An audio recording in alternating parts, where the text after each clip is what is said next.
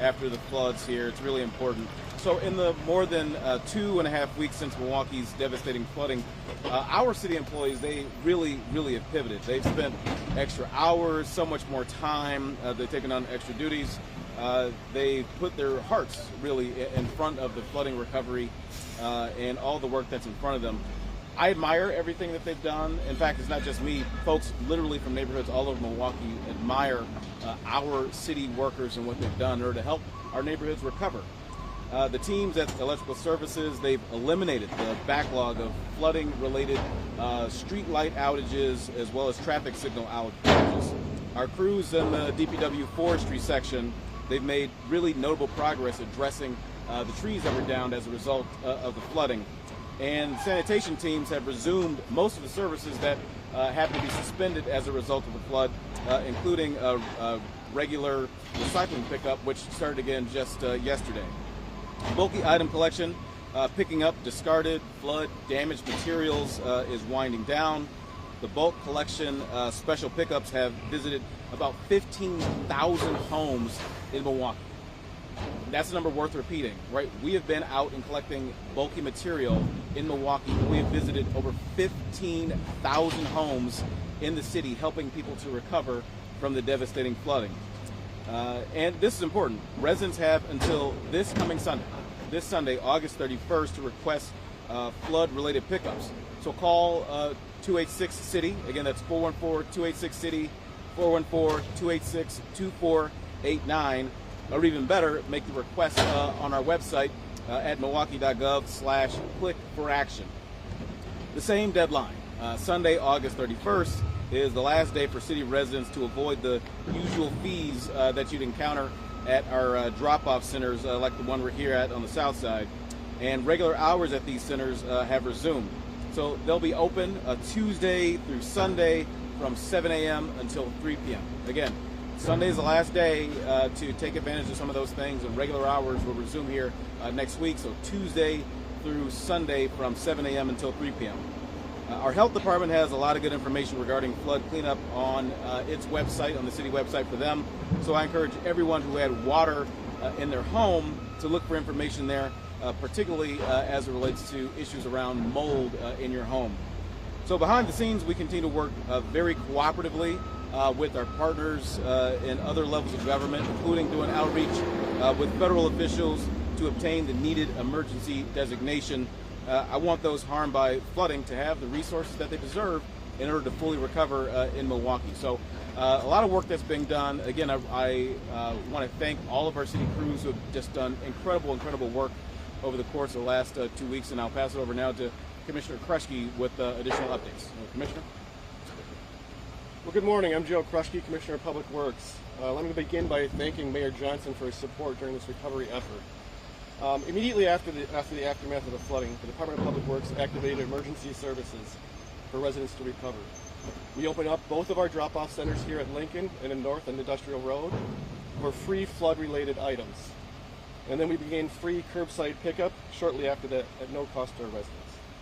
So far, we've welcomed 23,000 vehicles to both of these drop-off centers, in addition to the 15,000 that we've picked up on curbside. So when you kind of total that up, there's nearly 40,000 residents that have been affected by flooding across the city of Milwaukee, which is a staggering number. These services have been widely used across the city, but demand is now decreasing, and we're preparing to transition back into our normal operations. I want to remind everyone this Sunday, again, is the last day for free collection by curbside pickup for free and at our drop-off centers. So just remind yourselves, Sunday, August 31st is the last day for free pickup. I also want to, basically, we know our residents are eager for these services to return to normal, and we're making progress. Recycling services started yesterday, and boulevard maintenance is gradually restarting as well. Garbage and recycling replacement services are delayed, so if you have a cart that's damaged, we are delayed a little bit as we continue to recover back to our normal operations. And brush collection is still suspended as we kind of transition to normal operations. I just want to say none of this is that we have accomplished is possible without a dedicated staff at DPW. I want to recognize the hard men and women working day in and day night over the past 3 weeks to basically get all the debris out of the right-of-way and all the services that are happening here at these drop-off centers. It has been quite amazing. They've been putting long hours, working extra days, and doing everything they can to serve our community. Many of them have been doing this while they've had damage to their own homes, dealing with flooding. Some of our folks have had 6 to 7 feet of water in their own basements and still come here and put in 12 to 14-hour days and then go home for a few hours and try to tackle their own situations. The commitment has been extraordinary, and I couldn't be more proud of their efforts. I also want to thank the public, our residents, for your patience, your cooperation, and your resilience over the past few weeks. The historic flooding earlier this month disrupted lives across our city, and we know it has not been easy. Your understanding has made a real difference, and it helped us respond to these services by having your support. And we could appreciate your continued support as we kind of close up the recovery. The progress thus far has been because of the determination of our staff, the support of our residents, the support of our elected officials, and our mayor. We'll continue to focus as we complete the flood recovery and our efforts back to normal operations. Thank you. Thank you. Any questions for myself or the commissioner? Yeah, Vice President J.D. Vance was here in Wisconsin yesterday. He had a lot to say about Milwaukee, and more specifically about crime, as far as get some common sense and actually fight for your residents for a change. Did you have a response to what he said, especially with possibly bringing in the National Guard? Yeah, I know that the Vice President had remarks about me and about Milwaukee. I think it'd be useful for the Vice President to take a peek at Milwaukee's record on crime since I've been mayor. Certainly, in full transparency, there is a slight uptick in homicides, but crime overall is down in Milwaukee since I've been mayor. And that's the case in many cities across the United States. And the partnership that we had with President Joe Biden was key in working to make that happen. So if you look at crime in Milwaukee from this time last year, or at least the time of our more recent quarterly report on crime, is down about 17%. 2 years prior to that, down about 20% and 25% overall since I was elected mayor some years ago. So we've had some really, really good work on crime, and I stand by that. As far as National Guard deployment, I mean, you can look at what the morale has been for National Guard members who've been deployed from other states to our nation's capital, and from what I'm understanding, they're picking up trash on the National Mall. Right? The morale is very low, and I don't want that to happen. I think they have, the United States military has a very critical role, very critical responsibility. It's not to be deployed in American cities when there's not a rebellion, when there's not an insurrection. That's not happening here. Lastly, I'll say this. We have worked with the federal government over the course of the last number of years, many, many years. And there are actually things that the federal government can do to work with cities in order to address issues of crime. We have built-in programs. I'd suggest that the Vice President, the President, look at bolstering those programs as opposed to using folks in our military as political pawns. Governor Evers submitted his disaster declaration earlier this week. Just your thoughts on how quickly Milwaukeeans and southeastern Wisconsin can get those $100? Look, I'm grateful to the governor for doing his part and working to make sure that that designation did happen. Now, after FEMA has been here and has done their assessment, done their surveys, now the President of the United States has to be the one to make that call. At the end of the day, look, these are Milwaukeeans, certainly. They're Wisconsinites, absolutely. They're American citizens that were devastated by a natural disaster. And I hope that the White House sees it that way, and that ultimately we get the support that we need in this city and in this region, in this state, in order to help people to recover, from the flood. So I'm hopeful. I'm very, very hopeful that the White House will see it that way, that the President will see it that way, and that folks will get the assistance that they need here in Milwaukee. Any update on the numbers for how many damage reports to 211, specifically in the city of Milwaukee, or are they broken down to county?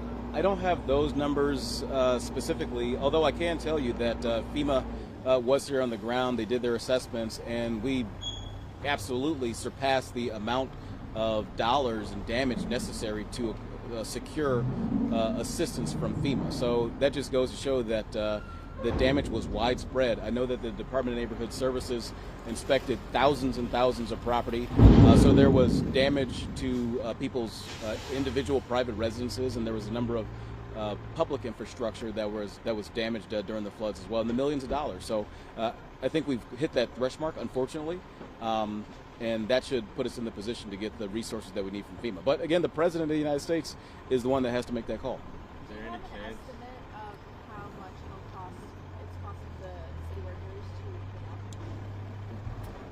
Yeah, so I can just speak for DPW. So right now, it's between $25,000 and $60,000 per day. So if you add that up over the past 3 weeks, it's a significant amount of money. So, and then obviously as we continue to move forward, we do have some infrastructure repairs on some of the bridges that have had some scour and some washouts that we're totaling out as well. As far as those people who may not be able to get the trash off the curb by August 31st, to get it here or have a scheduled time, will there be citations? What happens to them? No, so what's going to happen here is we've offered up our drop-off center for free. We've offered up curbside pickup for free. Those services are still going to be available for an actual fee that we actually charge, which is a small nominal amount. But we're asking folks to get it out by August 31st. We may not pick it up by Sunday, but if you call it in, it's going to be in the system for free. So, as we start transitioning, we've seen the numbers drop down, like 15,000 homes that we've addressed.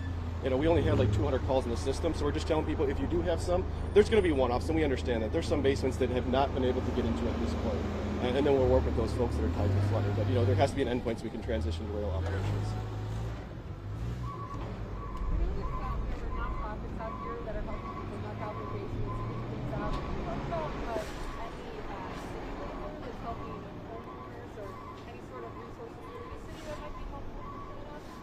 Yeah, I mean, the commissioner has touched on, and I've touched on as well, over the course of the last number of weeks, our city staff, even when they've been affected themselves, they've been out here, they've been running, these sort of locations. They've been out there in neighborhoods collecting debris that folks have discarded and left on the side of the curb or at their regular trash collection point for pickup.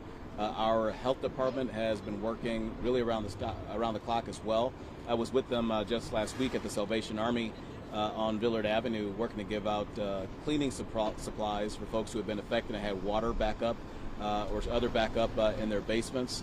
Obviously, our police department, fire department, our public safety agencies have been out there working here as well. So the city has put really a full effort utilizing the resources and personnel that we have in order to make a difference here. So we've been there, and we appreciate the work that some of our other partners, nonprofit partners, and other volunteers have done as well in order to make sure that folks are able to recover from the flood.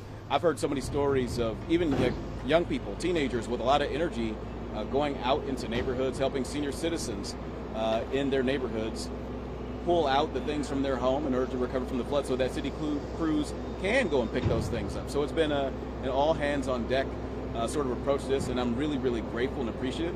And look, I've talked to people from all over Milwaukee who've been affected by the flood, and I'll tell you this, so many folks, they have said, look, I may have had a little water in my basement.